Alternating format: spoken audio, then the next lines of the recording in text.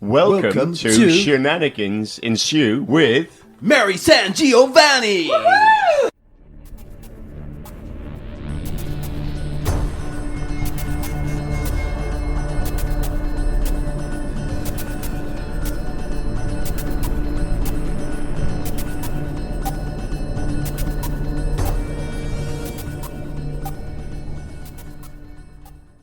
Hi folks, welcome to Cosmic Shenanigans. This is Mary SanGiovanni, and as always, I'm up to shenanigans of cosmic proportions. This week, we have an interesting panel discussion from Scares That Care about cosmic horror and how it's changed over time and how modern cosmic horror might have been received by Lovecraft and what differentiates it maybe from most of other kinds of weird fiction. So give it a listen. So I'm a replacement moderator. So I'm Norman Prentiss. I wrote Odd Adventures with Your Other Father and The Apocalypse a Day Desk Calendar. So that's my stuff. But I think one of the things we kind of want to get out of the way first is sort of figure out why we're on this panel. Because Why are we here? Why are we here? And one way I thought of doing that was just to maybe have everybody on the panel introduce themselves and maybe say what their first sort of significant experience using something Lovecraftian in their works was, and maybe to think about how your relationship with Lovecraft or his mythos has changed into the present day. Okay. Well, you're ready, right? Oh, well. You I can start. Wait, we I can answer start. all of that? Okay. Yeah, sure. Okay. Well, And okay. then I'm done. And go. Okay, I'm Mary SanGiovanni. I host a podcast called Cosmic Shenanigans where I look at different kinds of cosmic horror, both traditionally and modern versions, and also stories that I think fed into the basic vein of what we now think of as cosmic horror. When I first started writing, people asked me what kind of horror I wrote. I used to tell them monster fiction because I didn't even know that there was a subgenre of cosmic horror, but it's always basically been that. Part of it was, I think, that my father would tell me, like, oh no, that's been done before. You wrote a stereotypical monster story, like that's been done before. You think of your own monsters. And then it led to thinking, well, if I'm creating these monsters, where are they coming from?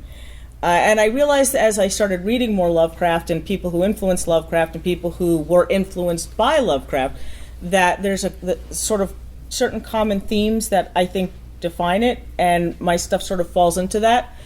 And I think that's what it was. Now, as far as my first significant tryst with Lovecraft, perhaps, Sure. I was about 16. I started young. And I used to work at a bookstore, and I think one of the first books I ever picked up for myself with my bookstore discount was a Lovecraft book. You've probably seen it. It's got the really cool artwork with the monsters with all the eyes and the tree. I mean, I don't remember exactly which one it was, but you'd know it if you saw it because it's like the first thing that pops up if you look up Lovecraft short stories. And I was sort of wowed by that. I was like, oh my God, that's what I do. I mean, I don't think I do it quite as melodramatically, but that's what I do. And that was where I first started reading it. And I think I had to read it probably 2 or 3 times to get past the density of the language. But I was like, oh no, this is everything I want to do, minus the racism and stuff. And that brings it to me. Take it away, Dreamsicle. Right. So my name's Maurice Broaddus, and I obviously I have a complex relationship with Lovecraft and his mythos. I guess my first, I don't know, when I was first coming up as a horror writer, Lovecraft was one of those figures that, we were told he's like one of those foundational authors, to read him, understand him, to help understand the genre. And I read that and I was just like, oh God, why are we doing this? And so, and I think I probably read that exact same collection of short stories. Mm-hmm. And it was one of those things where I was just like, yeah, it's just not my cup of tea.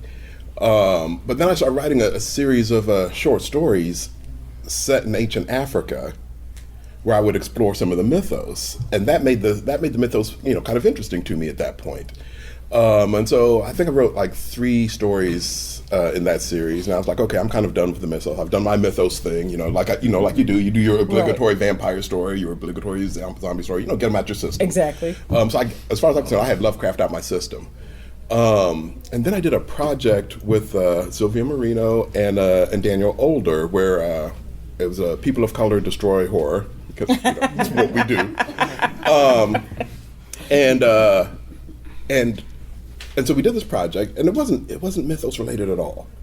But we were interviewed by Wired magazine, and so they did like this hour-and-a-half long podcast with us, the 3 of us.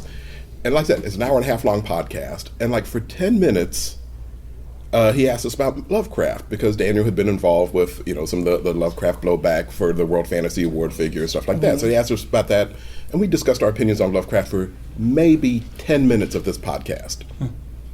Then all of Lovecraft fandom came for us. All of it. And I'm just like, they poured forth right, like eldritch things. Exactly.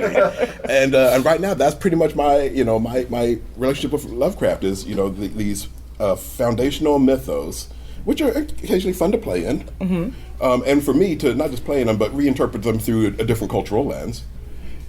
But keeping in mind this whack job fandom that's just waiting out there for me, and so it's just like that, so that's where I exist with Lovecraft and fandom, and frankly, they are a cosmic horror for me.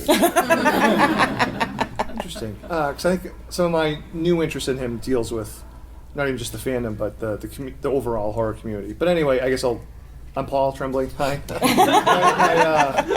So to answer the first question, the first exposure were to people who were clearly influenced by Lovecraft or working with Lovecraft, within sort of the cosmic horror universe. So before, because I sort of like fumbled my way into horror, like I didn't really know that many people, and like when I first got interested in it, the internet was like a brand new thing, so it wasn't like I was getting recommendations from people. It was, I read Stephen King and Straub and Barker and Shirley Jackson, Joyce Carol Oates, so I was just kind of following their little web, and Joyce Carol Oates had a anthology she edited called American Gothic, or the best tales of the American Gothic or something like that. And it was an August Derleth tale. It's like The Thing or something. Don't ask me about August. The thing that walked on the wind, I think. Yeah. So I mean, that was like, oh, all right, what's there was like a Lovecraft thing to it, but the biggest one to me was, and this is when I actually now first had started writing, in the late '90s, early 2000s. I came across 2 writers, Jeffrey Thomas, his first Punk Down collection, which is brilliant. Jeffrey is a criminally overlooked writer who's continues to write amazing work. Centipede Press is going to put out a huge 3-volume, retrospective of all his Punk Down stories. So hopefully, people get that.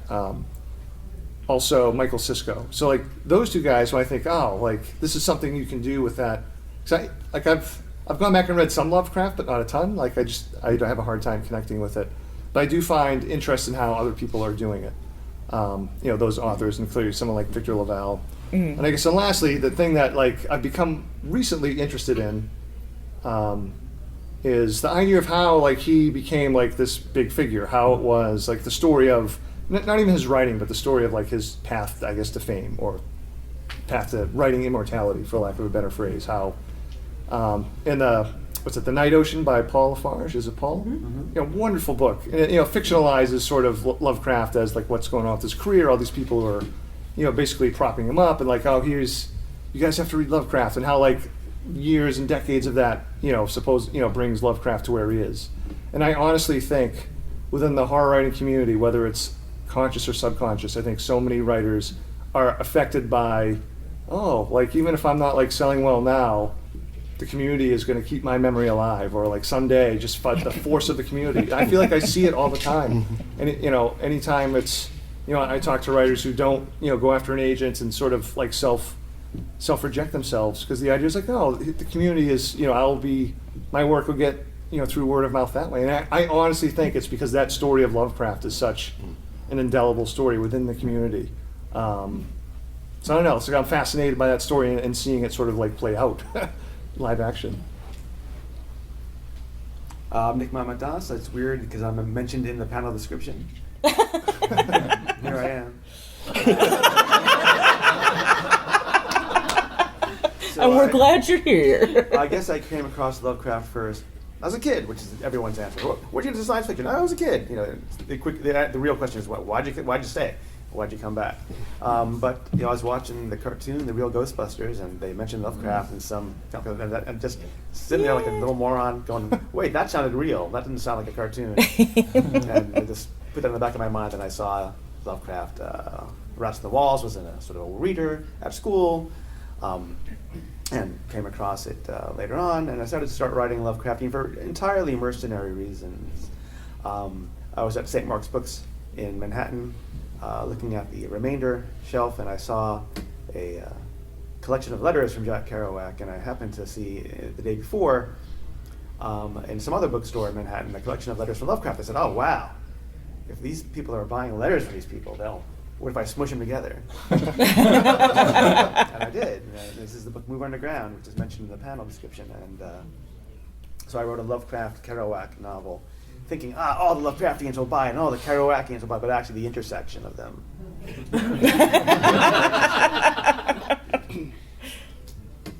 But then it did get some traction over the years. It's been 15 years now.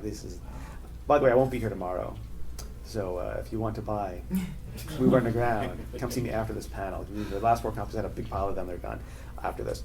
And after that, I started playing with Lovecraft a little bit. And once you start doing things that are interesting with Lovecraft, people start asking you for Lovecraft stories. So I ended up writing 15, 16 Lovecraftian stories. I thought, what if we did something different? Lovecraft meets Hunter S. Thompson. That'll sell. And I'll get Brian Keene. He's famous. He'll do it. And that sort of bombed out as well. And now, 15 years later, everyone's doing Lovecraft and making $1 zillion revising or subverting Lovecraft, and I just feel like I should have waited. Could do it again. There are other. Move Undergrounder. All right, I am Damien Angelica Walters, and yes, I was a kid as well when I first came across Lovecraft in an anthology, and I cannot remember it. I just remember the cover was garish. It did not survive my childhood. I did not like the story. I did not like his writing. I did not connect with him. So I would be an accidental Lovecraftian writer because I didn't realize that I was writing anything, and I honestly don't even know which story of mine attracted any attention to make anyone think that I could write something Lovecraftian, because then I was invited to write a story for Autumn Cthulhu and for Shadows Over Main Street, and I was like, oh, well, I can do this. Nameless dread, unspeakable creatures. I think that the themes are sort of, if you don't drill down into the individual monsters, the overarching themes are, I don't want to say simple, but simplistic. To that, I think that you can write something with a Lovecraftian flavor without being a Lovecraftian scholar. And did I just open myself up for hate from the diehard Lovecraftians?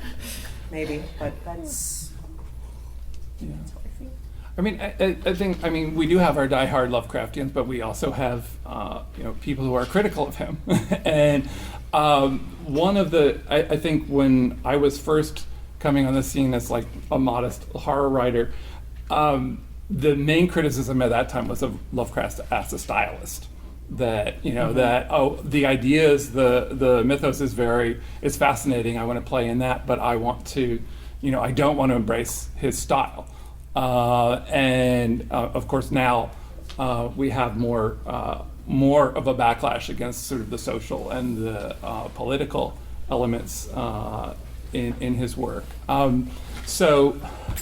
I guess when we adopt something that is, as writers, that is influenced by Lovecraft, to what extent do we want to say as horror writers, or even as horror fans, to what extent do we want to say we embrace it? We're going to call it Lovecraftian rather than say cosmic, we're going to use his name, or to what extent do we maybe want to distance ourselves from Lovecraft, which on one level can mean, I don't have his philosophy, but another level it can mean I'm doing something original of my own with, some of his foundational kind of underpinnings, or not.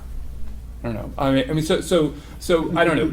I guess it's just like, do we as writers, or do you individually as writers, do you feel like, you're okay with, like, I'm going to be in a Lovecraft anthology and no conditions, I'm going to write, however I want to, or do you want to sort of have a little bit of distance, or a little more room to kind of put your own stamp on things?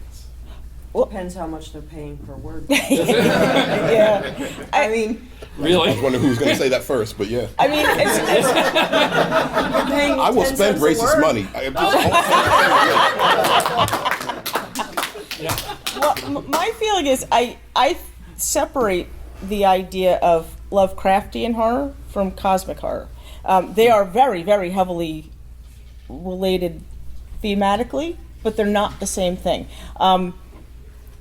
Lovecraft had he had a very specific kind of style. He had very specific beliefs, which, for better or worse, I think, very strictly define how Lovecraftian horror is. It's very nihilistic. There's no sense of the supernatural, believe it or not, because he didn't believe in the supernatural. So all of his, even his monsters are aliens. I mean, there's like a scientific, however flimsy the science is, a scientific reason for them to exist.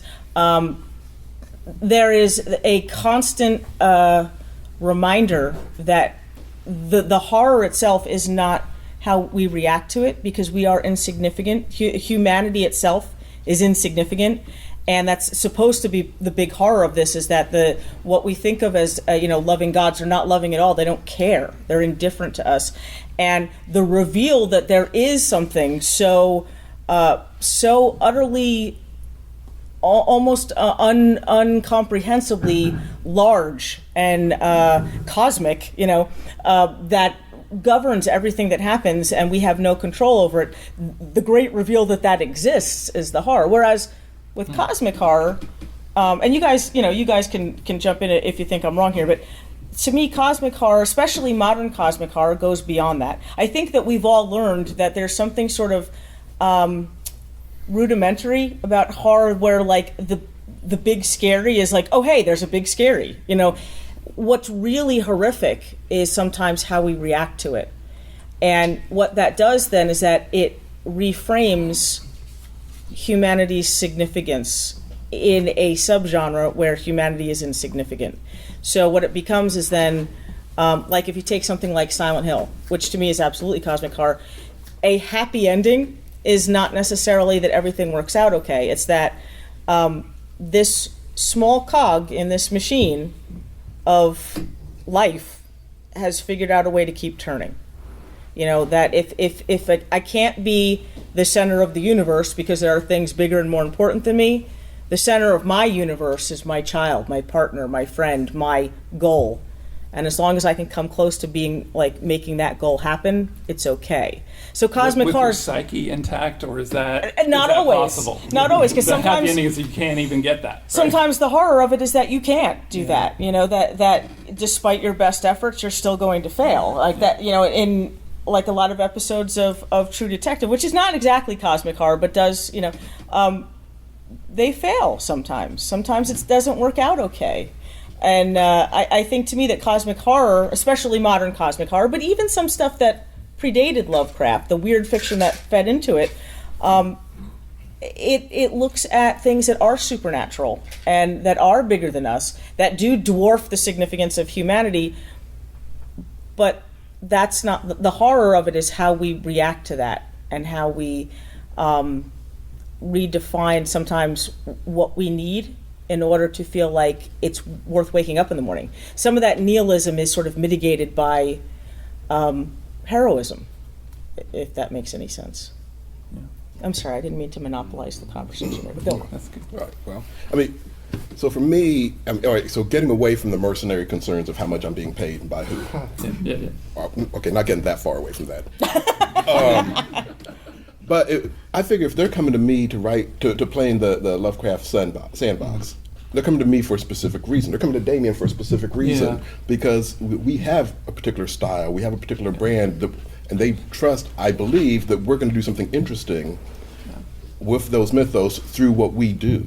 And so I don't think about leaning into Lovecraft per se. I think about leaning more into me. Yeah, I guess that sounds right. So, I just trust that, me coming to Lovecraft is what they're paying for. And this is my excuse to play with the Lovecraft mythos. I get curious, like, what am I going to do with Lovecraft this time?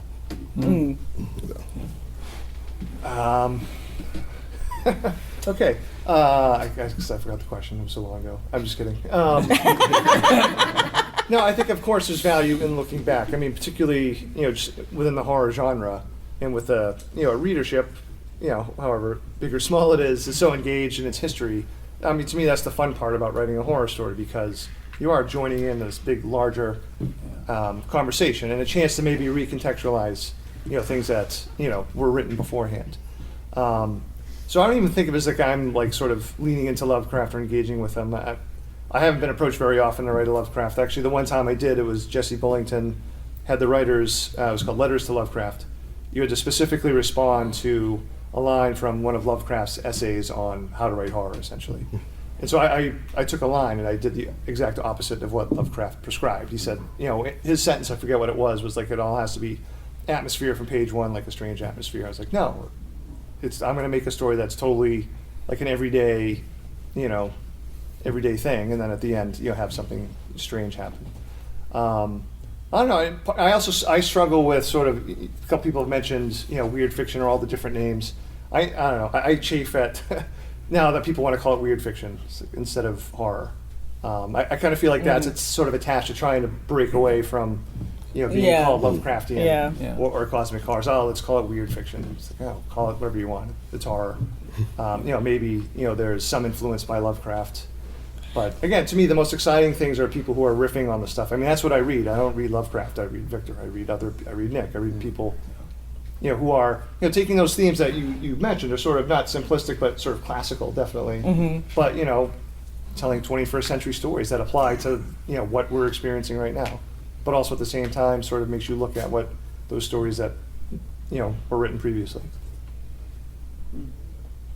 So I guess the question's about a bifurcated market, right? There are two markets, and one is for this hardcore fandom that harasses people after podcasts, which and they buy a lot of books and they read a lot of stories and they have their opinions about it. And there are the secondary market, which is now broader and more interesting, is the riff market, the market that uses Lovecraftian things or weird fiction, which I would say is distinct from horror in that horror has as a goal or an emotional reaction, which weird fiction may not have.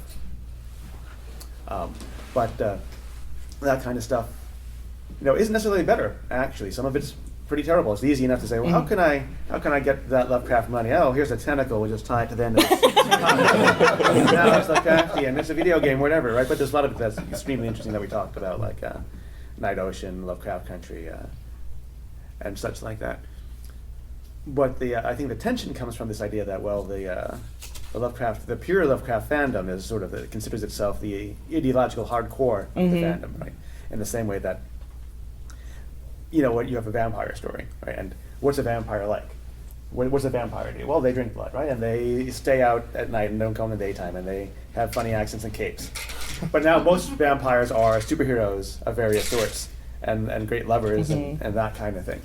Or werewolves, right? Werewolves are these people who are cursed, and the moon comes out, and they rip off their clothes, and they run around and killing people. No, they're actually like rednecks or bikers, and they all hang out together in packs, But they're hardcore, but it's always seen as a reaction against that hardcore. So now what I think we're going to need soon is that third stage, not the hardcore and the reaction to it, but the genericization of it, where it becomes not just furniture that we can tie to a cup, but some third thing. And that's what I'm slowly seeing emerging now.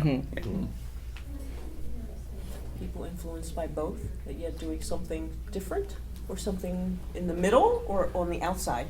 What do you think? Like synthesis, right? Okay. So the thesis, the antithesis, and the synthesis comes out. But like people like Nadia Volkin and Molly Tanzer are writing things that are riffing on all sorts of things, and And to a certain extent, I was doing it too by saying, "Oh, let's put these two things together." Like people are talking about how Lovecraft's not a good writer. I thought so too. I was actually wrong back when I was young. But part of this book and part of my other early experiments were how can I preserve the ideas by introducing another voice. Okay. And after I read more Lovecraft, I realized what he was doing. He wasn't naive. I wrote an article about this for the LA Review of Books, where he's not a bad writer, he's a difficult writer, which doesn't make him any more fun to read. He's kind of like reading an avant-garde writer, where he's doing this very particular thing for very particular reasons, and if you don't get the reasons, don't care about them, it's not going to make much sense to you. And what I see people starting to do now is not just trying to salvage the ideas or rehabilitate the concepts without racism. Well, what if racism was bad? Now that's a story too, right? And there's plenty of room for that. There's 80 years of, hey, racism's good. Now we can have at least 10, 20 years of racism is bad. One hopes. But now we're seeing things that are slowly emerging and utilizing not even the theme so much, but the sensibility of Lovecraft. And I think that's going to be a very interesting thing to start seeing. I was going to say, when I've written stories that have been in Lovecraftian anthologies, they are not... I don't sit and say, how can I make this Lovecraftian? Yeah. I say, I have this story about a man with Alzheimer's and his wife, and it just, I don't think Lovecraftian. I don't know. I think that when you're not a Lovecraftian scholar, you come at it from a different point of view. Yeah. Whereas somebody who's very much, these are the rules for Lovecraftian fiction, they're not going to look beyond the borders of his fiction. Whereas, I don't know, I think any of the foundational authors, I mean, we should be looking beyond it, because trying to keep to this narrow, I mean, everything's been done. Everything. So if it's done and done and done, by branching out, it can only enrich the field. It's basically the rigidity of Lovecraftian fiction, I think, is breaking down. And all the creative things that people are doing with it is, like you said, it's taking it beyond. Because, I mean, Lovecraft, of all the writers, I mean, more than Poe and more than Faulkner or anybody else that you could cite as being sort of a classic literature kind of person, Lovecraft was very rigid in what he did and how he did it. And I think that there's a part of us as writers that just drives us crazy, and we want to do something different just to say, Lovecraft, we can do it just as good as you in a different way.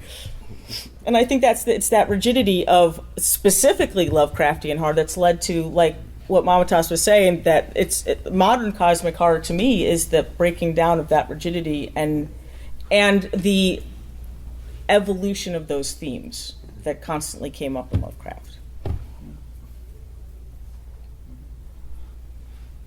I was thinking about too the issues sometimes, like how you work with either quoting, citing, alluding to Lovecraft in your fiction. I mean, I always hate and somebody's writing a Twilight Zone type story, and they're like, and I walked down Bradbury Street, and I'm like, oh, for God's sake. But like so many people do that. So when you suddenly, like, when Cthulhu's name comes in a story that was effective already without that, I mean, is that a necessary thing? Is it a wink that I'm in on the joke with you, or is it a call out to the Lovecraft fans? I mean, what does it mean to cite Lovecraft, I guess? I don't think I've ever used Cthulhu, the name, Well, yeah. in a story.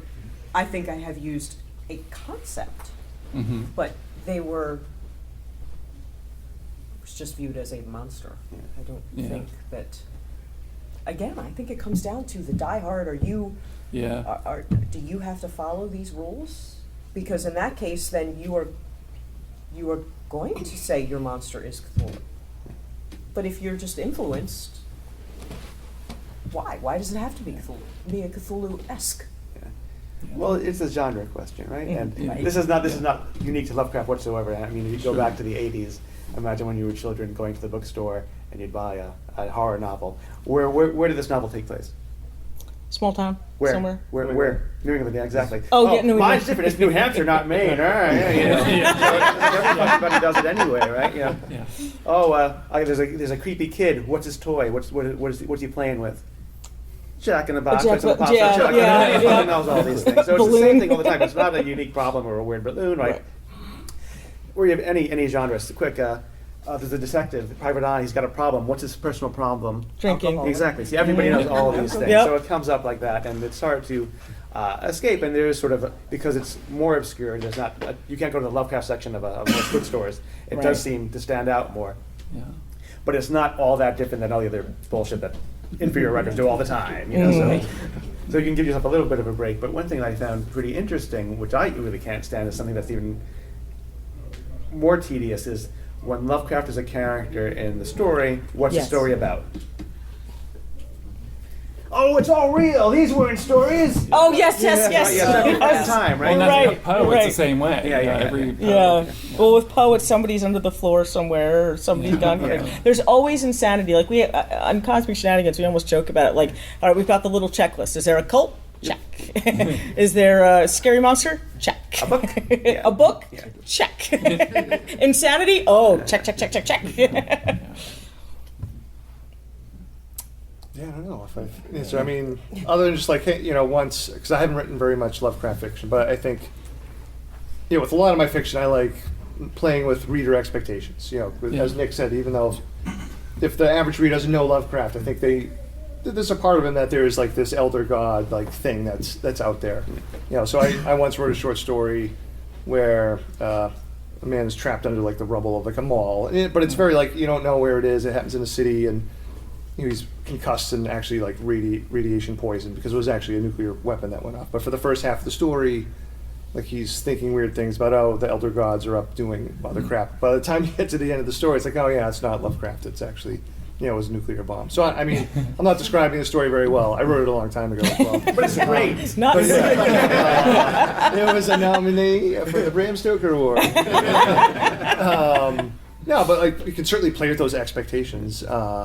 I don't know. I mean, I'd be a hypocrite if I said, hey, you could still take this stuff and riff on it. I mean, that's kind of like what I've built this recent career out of, is just riffing on other ideas. But again, that goes back to like, I love, if you're going to be in the genre, why not use those toys and mess around with them and, break the head off the Barbie and put something else on top of it. Kind of, A tentacle. Tentacles for arms. Yeah. Well, if you put a tentacle on it, then you can sell it upstairs. $75. And I guess I kind of come at it from the same way you do, because I was thinking back to like even the sword and sorcery stories. I was like, well, the part of the joy for me was writing these sword and sorcery stories, and then giving a wink that, oh, by the way, I've got you into these Lovecraft mythos. Kind of playing with that again, the idea of reader expectations. But I have a novel that I plan on writing starting next year, where it's going to be I was thinking about this whole legacy of Lovecraft. What would he really want to do? What would he want his legacy to be? I know his work interrogated through the lens of hip hop. But I need you in on that from the beginning. Like, this is Lovecraft, and we're going straight into the hood. Let's go. And so depending on what I want to do with it. Right. I've done a few Lovecraftian, usually specifically for a Lovecraftian anthology, and I'm not comfortable citing Lovecraft stuff. And I think it's for that very reason. I think it starts to feel like, melodramatic and winky, and it just, I don't know, it's, if I can avoid mentioning names, but a lot of times, okay, you want it to be a Lovecraftian, it's like, well, I found this in an old book, or like you can, I think, use some of the tropes without beating people over the head with it, but I'd much rather do cosmic horror where I feel like, you can branch out and do different things and look at it through different cultural perspectives. I just, because to me they are different. And as far as weird fiction goes, weird fiction is, I think, it was science fantasy and romanticism, not like romance novels, but like classic romanticism. It's just it was a bunch of different genres that fed into weird fiction, and he just sort of distilled it into his own thing. But yeah, I think if I could avoid doing any kind of name dropping, I guess, I would, even in a specifically Lovecraftian kind of story. Yeah. I mean, it's part of a way of reclaiming something that maybe, like, whether you want it to be or not is kind of in your blood as a horror writer to some Right. level. Yeah. Yeah, and like Paul said, it's fun to play with, the things that people love about horror. I mean, for all of the man's flaws, and there were many, people still, I don't know, people still enjoy big tentacly monsters and all of the, like we watched Reanimator the other day with Jeffrey Combs, and it's fun. It's a fun movie, It's there's something sort of warm and fuzzy about the old racist, or at least about his stuff, if not the man himself. That's gonna sound bad on the show. Just thinking, you enjoy that clip later. Dave, we may have to edit that. Just saying. Perhaps the guy into your show could get a raise if you're going to make it. I don't know how to segue into my next question now. But I guess the only other thing I was just thinking about, just at the level of sort of cosmic horror, just makes it sound, things are bigger. But he mostly wrote short stories, except for, I guess, At the Mountains of Madness. Is that I think Dexter Ward, is that novel length too? Yeah. It's still a short novel. Yeah. But I mean, is there something about his vision that kind of works better at the short level, or was that more a function of publishing in pulp magazines, or It's probably a little bit. I mean, I think horror in general can only be sustained for so long, any kind of horror. And I think even back then it was like, I'll get paid for it, I'll write what I get paid for. I think it would have been the market then. Yeah. I think there was more of a market for short fiction. Yeah. The magazines and the newspapers and things. So, and books were more expensive to print, so things were shorter. I don't know necessarily that he probably never sat down and said, this is going to be a 5,000 word story. Right. He just wrote his stories, and they ended up, I think people were more receptive to short fiction then. Yeah. Whereas now people want, if they're going to spend time reading, they want a novel. Wasn't his long stuff rejected, I think, more often, right? Wasn't Mountains of Madness rejected a few times? Sure. I think it gets a broader issue. Like, if you look at novels from the 30s, 40s, 50s, 60s, 70s, they're all short. They wouldn't be published today, and a lot of them are. Yeah. If you go by the reissues, they have gigantic fonts, and gigantic marks to fool you into thinking it's big, or they'll have Matheson's "I Am Legend" and 17 other stories. So things were shorter then because typing was hard. Yeah. In addition to books being a pain in the ass to print and more expensive, it was hard to type. It was a physical labor that ruined you and hard to edit and that kind of thing. And as we talked about the previous panel, word processing made every idiot a genius. Yeah, I'm typing away. Look at that, 90,000 words. And I tend to agree with Mary that I don't think there's such a thing as a horror novel. I think it's usually things like, it's a thriller with horror elements, or science fiction with horror elements, or domestic realism with horror elements. Yeah. And LaValle says the same thing. That's why he always writes short. His longest thing was something like 39,500 words. My work is not yet done. And of course, I'm also a very short novelist because I don't like the novel very much these days. And a lot of the novel these days is things like what we talked about the last panel, people opening doors and shutting them again, and looking out the window and thinking about the good parts of the novel and that kind of stuff. But as a bookseller, this is all based on people buying things by the pound. Right, right. Why those big anthologies took off, 10 years ago, and John just started doing them. It's like, it's like a phone book, and it's cheap. Right. It's cheap to make and cheap to buy, and it's like, this is my instruction on, what is the zombie stuff going on? Oh, here's the big book of zombies. What is that steampunk that kids are talking about? Here's the big book of steampunk. And so people buy things by the pound, and thus novels have had salient solution injected into them. So when we think about the novel today, we think about 90,000, 100,000 words. Right. The novel in the 30s and 40s, all genres, romance, 50. noir, mystery crime. Look at, The Postman Always Rings Twice is 45,000 words, if it's at that, and maybe it's 39,000 words.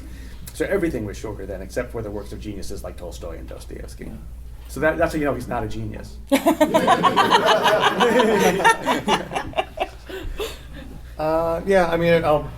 I don't agree that horror is better at the shorter length, and I do think there are horror novels. I guess also like my collection last week. What's that? You put out a short story collection last week. Short stories are the best. Short stories are the best. Put out a collection last week. Paul Tremblay. It comes down to a little bit of just my definition of what is horror, what isn't horror. I don't know. Like, I think it's more like what Damien was saying. I mean, he was writing for pulp, so it had to be a certain length. And honestly, I kind of think sometimes, go back to what I said earlier about sort of the self-defining element of the horror community. I think the short story sort of does that, where all these writers writing in a form that no one wants to read besides us. And I don't know. I think it actually, some of the critiques of horror, it's through like all these short stories that we've read that there is no character development. It's just this twist moments. That happens so much in all in the sort of the grand tradition of the horror short story, where you said brilliantly, the twist should come in the middle, Right. of whatever you're make writing. the twist is the premise Yes, that the characters right. live through. Yeah. No, so I mean, I think the only thing inherent in why Lovecraft stories were that short is because of the market that he was writing for. I think, obviously, you can do any of the. I think there are horror novels. I mean, I tend to like shorter novels too. All my novels are like 80,000 words. Devil's Rock was 105,000. I felt like George R. R. Martin. I was like, this is horrible. Had those big pictures in them to make it even Yeah, longer. right. Big pictures of the, Yeah, I guess that's my brief spiel. I will sustain any length I'm being paid for. It's all about the Benjamin streams. Just saying. I'm an artist at heart. I think I'll open up to audience questions if we have some. You have 3 Good in the minutes. front row. Right. real stay. So, I do want to say that this is an awesomely diverse group of authors who, have some sort of loving for Lovecraft. I mean, you couldn't get any more different voices to say, I write Lovecraft. So, when you're playing in his sandbox or when you're playing in his toolbox, what do you identify and how do you pick and choose what you're going to utilize from his mythos or his ideologies to spin in your own voice? How do you choose that stuff? Well, for me, right now, the thing that fascinates me is his underlying philosophy about humanity and issues of others or the other. And that's the thing that I want to engage with next. So, beforehand it was about engaging the idea of these cosmic monsters and all that kind of stuff. But now I'm like, let me get to your actual philosophies and let me spin that through my lens and see what we come up with. So, it's so his underlying ideas of that is fundamentally him. So, since that's what people came after me about, I want to come. That's what I want to examine. So. I guess what most interesting is to me is that he's a modern writer, by which I mean modernity. Right, the previous writers for Poe were like, well, why is a monster going to get you? You did something bad, social trespass, take that. Why is a monster going to get you? I don't know. Because you're there. Because you're there. And that's the modern world. That is, we had all these grand narratives. Oh, nationalism, communism, capitalism. Oh, no, none of them work. So, what works? Well, we don't know. And that's unnerving, if not frightening. And I think I like that the most. And as far as his stuff, like his set design and monsters, anything is fine, because they were more or less interchangeable. One of the, I think, bad parts of the project is saying, let's make this all make more sense. How many hit points does Cthulhu have? That kind of business. I never said that first. That's not my original to me. But they're trying to formalize and systematize, give it a magic system, which is a pre-modern sensibility. The idea of, well, it's technology. If you have a wizard and he's shooting fireballs, he's your tank, right? If you have a wizard who can read minds, that's your cell phone. Well, Lovecraftian magic and Lovecraftian things don't work that way. What is this for? This crazy thing? Was it supposed to kill me? No, but it did. And that's what is most compelling to me. That's great. I want his answer. Yeah. That's exactly. I mean, not to necessarily ascribe like the indifference of the universe, or maybe there's even a maliciousness of the universe. I do find that interesting, especially in this country that's so Christianized and becoming more so. It's certainly on the fringe part of it, not like, I have a lot of friends who are Christians. No, but I find that part of it interesting, just presenting sort of that different view of, okay, maybe, even with like Cabinet at the End of the World, like, what side you might fall. It's like, one of the sides might be, which was to me personally terrifying, maybe there is a God, and maybe that God is the wrathful, actual, vengeful, terrible God of what's described in a lot of the New Old Testament. Which I guess you could extrapolate to being somewhat Lovecraftian with the malevolent universe. Speaking of religion, one Lovecraftian story I wrote, I sat and thought, well, could I write something based on the maiden mother crone? And could I, like, and I looked at that and said, well, we just look at the world, patriarchy versus the, you know, maid, mother, crone, the matriarchal religions. And so I was like, okay, well, then what if I use Lovecraftian's concept of gods as secondary to, so I don't know. For me, it's never, I am going to write this story about Cthulhu. I'm going to write this really feminist story, and oh, by the way, it's going to have some Lovecraftian underpinnings, you know, somewhere here and there. So I don't know. I don't want to write a Lovecraftian story. I want to write a feminist story that might have some influence. Well, it's sort of the same philosophy you might have, like in submitting to an anthology, where you know other people are right. If it's a Lovecraft anthology, you know other people are going to do. You don't want to do what the other people are doing, and so you kind of hone in on something that's maybe like just vaguely connected, that just barely is going to hit the theme, but it's yours. You know. Yes.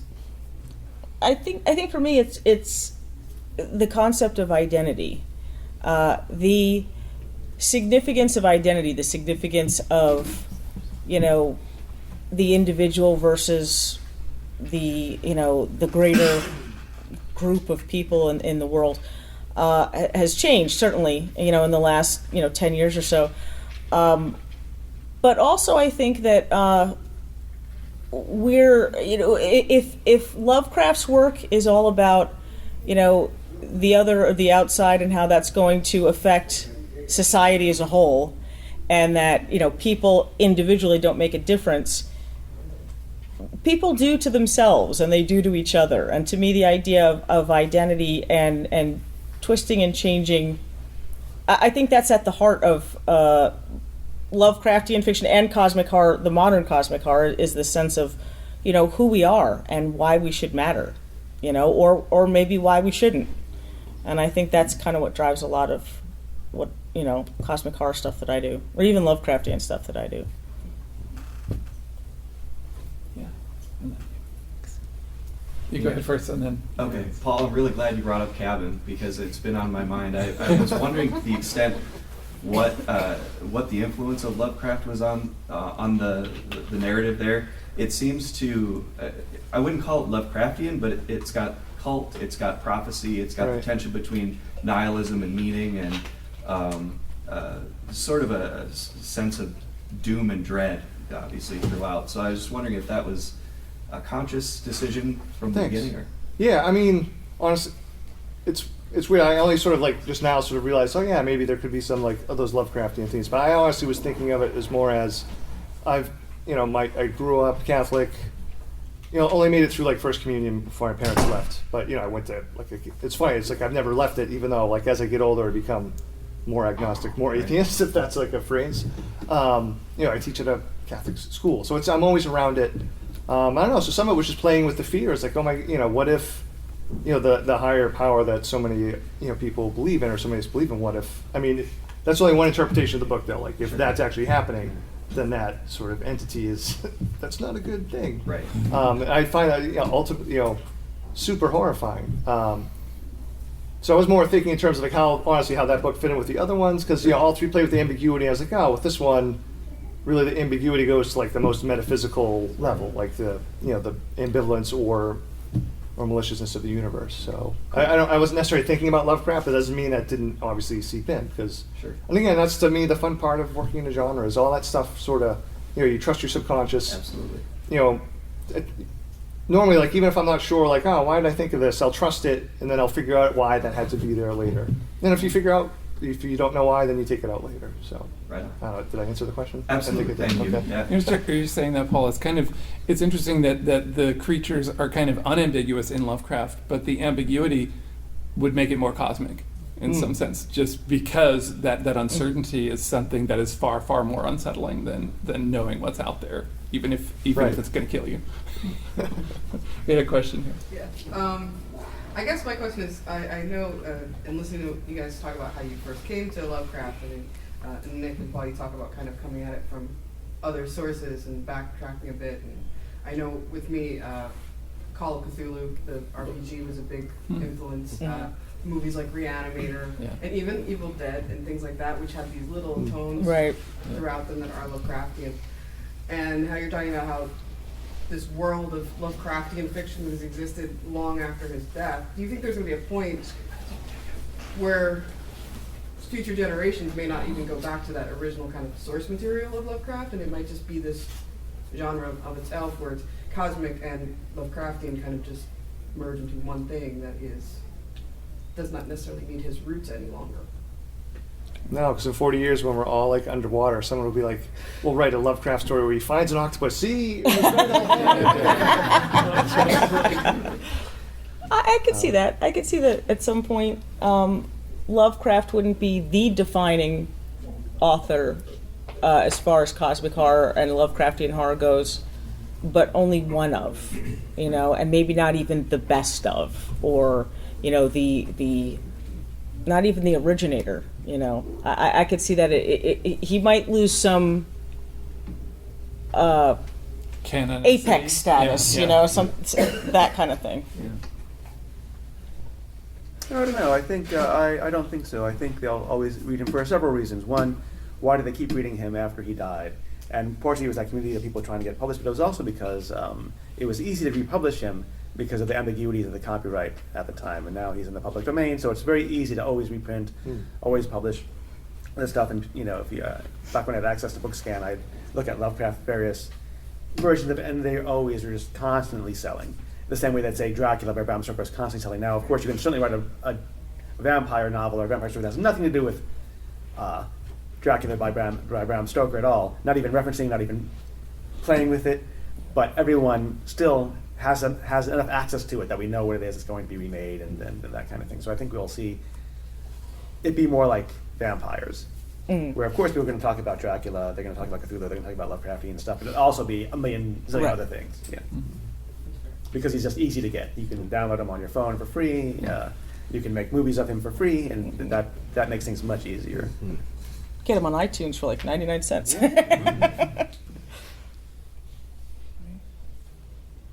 Well, thank you all very much for coming, and thank you for the panel.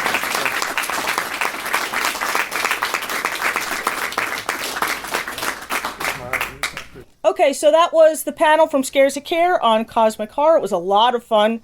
Had some great fellow panelists and a great moderator. It went really, really well. And next week, we're going to have a discussion with John Urbancic, author of many books of surreal and dark fantasy. And we're going to talk about how those things can often play into cosmic horror.